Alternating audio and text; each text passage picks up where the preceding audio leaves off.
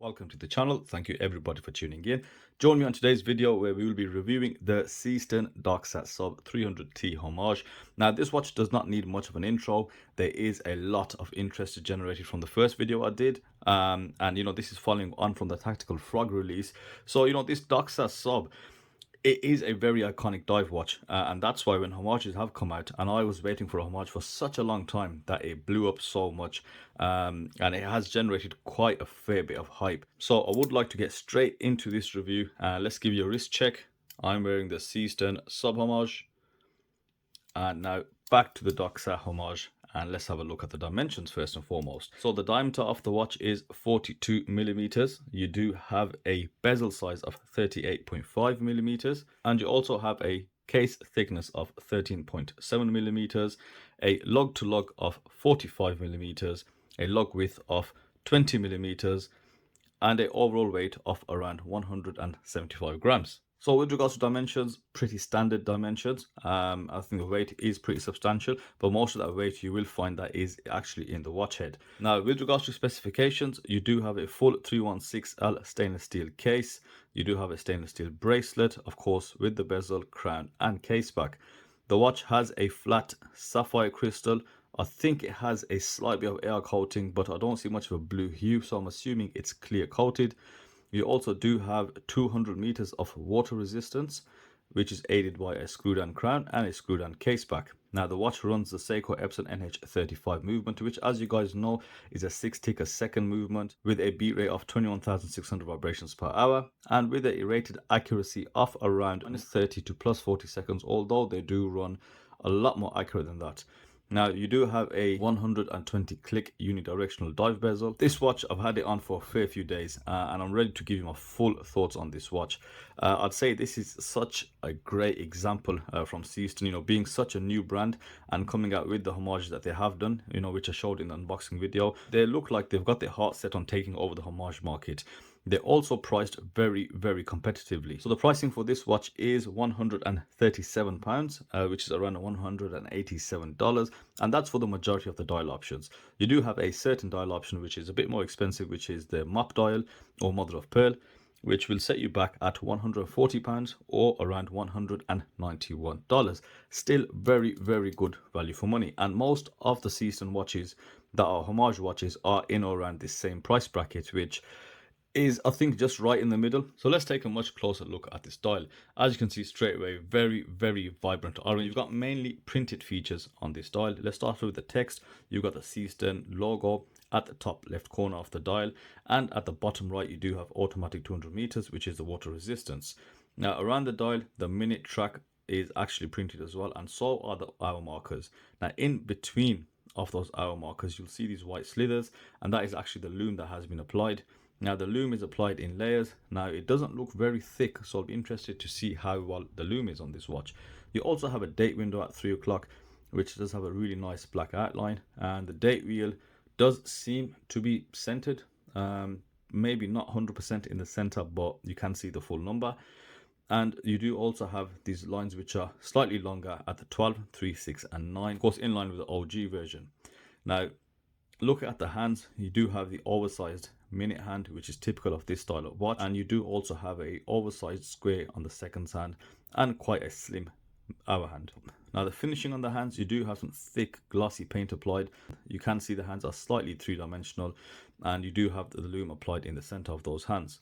So the dial finishing so far I think looks good. I do like how bright the color is, how rich it is. The text for me, I think, is just a bit skinny. It does need to be just slightly a bit thicker, maybe a couple of font points higher, just so it appears a little bit bigger, because at a distance it does kind of disappear slightly. So that's the only little thing that I would probably improve on the dial. Now let's have a look at the turquoise one. Let's see how different that is. So here we have the teal version. As you can see, obviously exactly the same as the orange dial, but you do have the teal color present on the dial. And that looks pretty good as well. I do like the vibrancy of the color, although in real life it is just a shade paler. I like to see a richer coral blue or teal or whatever you want to call it. They also do a yellow, and they do a red, which looks a bit more orange than red, and they also do, of course, the mother of pearl dial. But I do like the primary colors that Doxa use in their watches. I think they're very vibrant. They do stand out, and it is part of the appeal of these classical dive watches. Now I do like that, you know, the Seestern Homage has tried to capture some of the colors that they do and also bring their own colors to the table. That's quite good to see. Now let's turn our attention to the bezel. Now this was I think one of the key features which distinguished this model from the Tactical Frog is the fact that we do have a more, let's say, accurate bezel to the OG sub. Now let's have a look at it. You've got some really nice painting in here. I think everything has been filled pretty well. I don't see any issues on the bezel at all. Of course, I've had it on for a while, so you might see a couple of micro scratches here and there. And that looks really nice. And the fact that the full bezel rotates is an absolute bonus and something that all the Homage fans have been waiting for. Now, the finishing on this bezel, as opposed to the original watch, the fact that it is fully brushed, which I kind of prefer. I think polishing just adds a bit too much glare to it, but just looking at the finishing in a close-up, just looking at the brushing, it is really finely brushed. I love that circular brushing present, and also looking a lot closer at the bezel, you'll see, you know, where the bezel grip sticks out, or that lip of the bezel, you'll see how it is slightly beveled. Which just gives it a slightly different dimension when you do look at the bezel. You can also see the design of it is slightly higher than the case and much smaller than the case diameter, and that for me gives it this telescopic kind of effect, but it also shows a bit of height in the rehaut area. But again, I think I do like how the dial appears smaller than it actually is and giving it that telescopic sort of look. Let's check the rotation out. Wow, that is crisp.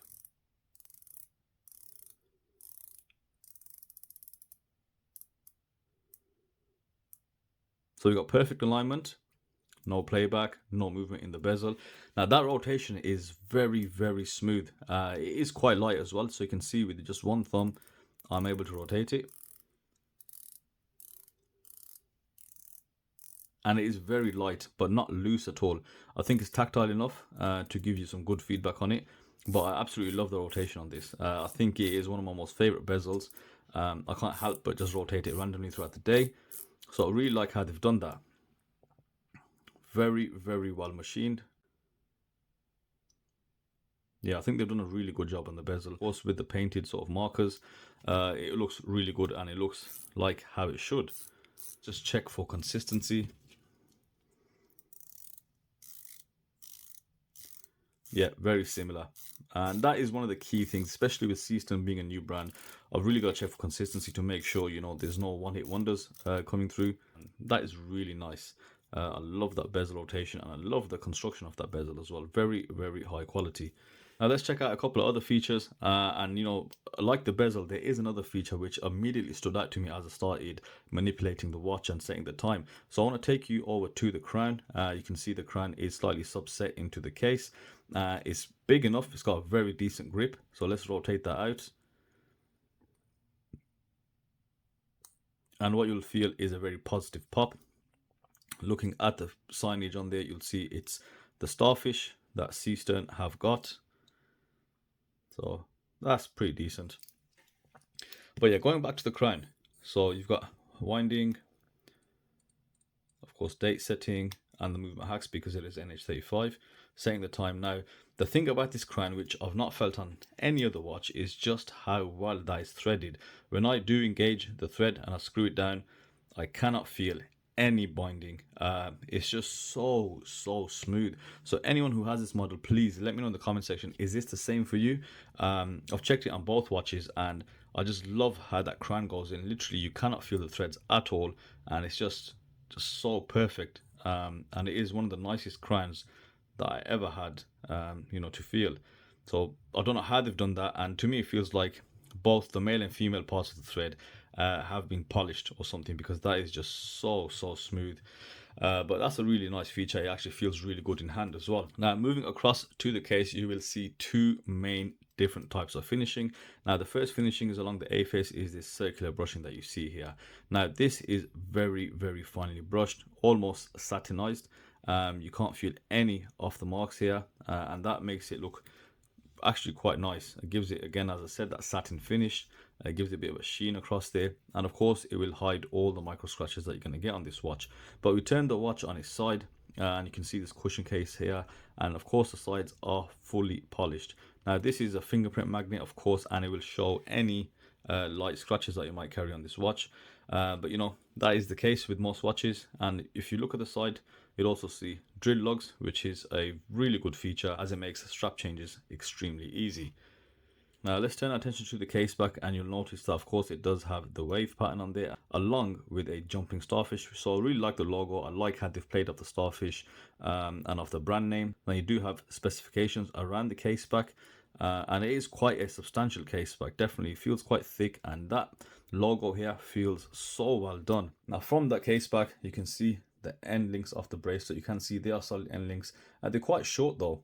Just looking at the case, but it does give you a good and proper flush fit, very seamless. Now there was a bit of an issue around these because I think some of the pictures were taken with the end link not properly engaged, and I have read some comments where people have received the watches, and again, you know, I think one of the spring bars has been slightly sticking out.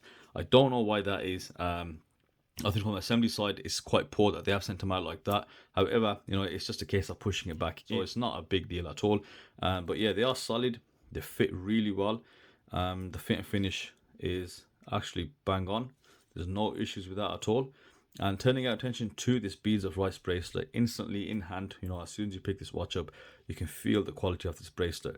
You'll see the thickness is all uniform across the links. They are all solid links, and it is a proper beads of rice bracelet, because you can see the female end links here, and you can see all the individual beads move independently, so it gives you amazing comfort on wrist with and really good articulation. Now the brushing on the bracelet is similar to the case. You can see it's, again, it has a satin look to it, a very satin sheen. As you can see, it is extremely finely brushed. They do look awesome. The way the light just slides off that, it looks really good. As you can see, a lot of really nice light play. Of course, the beads in the center are all polished. It just adds to the appeal of this vintage style bracelet. That's quite impressive. Feels really good in hand, and of course there is no edginess as well. As you can see, the links have had some finishing done along the edges to prevent that sort of sharp edge. Going to the clasp, you do have a milled clasp with the flip lock, but you don't have any pushers. This is slightly different. This has probably been formed slightly more than the usual and the cheaper milled clasps. So you do have this flip lock over the top. You do have the Seestern signage here, and you do have 4 micro adjusts. So it's just one step above the one that we get before this, you know, those £3.50 AliExpress milled clasps. So it looks slightly different. Now, even though it is missing those pushers, it's actually quite easy to take it off. But you know, my preference is pushers on a clasp, but it does work, so not much of an issue there, I suppose. Engages really well, and that bracelet is super slick. So this is Seestern's version of the Doxa Sub 300T, and you know, this is their homage. And you know what, very comfortable watch on wrist. As you can see the female end links there. The bracelet literally just wraps around your wrist. 6.5-inch wrist, 42mm case diameter, 45mm lug to lug. So it is smaller, wrist friendly, and it does have a really nice presence on the wrist. Now, as I mentioned about that slightly thicker bezel and that larger rehaut area, giving the dial that telescopic appearance with a smaller bezel, I really find that fantastic, really nice to look at. Of course, it catches tons of light. You know, that orange really does pop in the daylight as well. And I think it's a good and very comfortable watch. Now, as you saw on the watch case, the case back is quite substantial on there, and the case does have a fair bit of meat to it. So you do find this watch is slightly top heavy, but I actually appreciate that it adds to that retro appeal of this Seestern. So overall, I think they've done a really good job. Any improvements, of course, there's always places to improve. I think the loom was very decent, quite good actually, but I would like to see a slight change in the applied markers, maybe just a few more layers or two, just give them a bit more of a 3-dimensional look.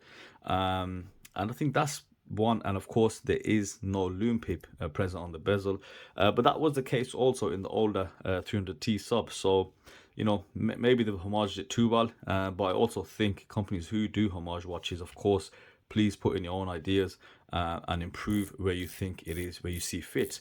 The great things about this watch, of course, that bezel, that crown rotation, oh my god, that is just so smooth. And of course that bracelet is absolutely gorgeous, and everything else, you know, I've got no issues with it. It's a really nice watch. I really enjoyed wearing it as well. It's definitely going to be a keeper. We do also have a few of the videos coming off the back of this watch. One of the subscribers on this channel who saw the unboxing very kindly offered to loan me his original Doxa Sub, which I could review, of course, and then compare next to the Seestern. And not only that, I have ordered the V2 tactical frogs. I have no idea when they're coming. They've not gotten back to me yet, but I'm assuming they're trying to fix that. And when that comes as well, there'll also be a side-by-side comparison, maybe even a triple comparison between the original and the two homages out there.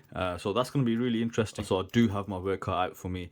Thank you guys always for watching, and of course let me know your thoughts in the comment section below, and I'll see you on the next video.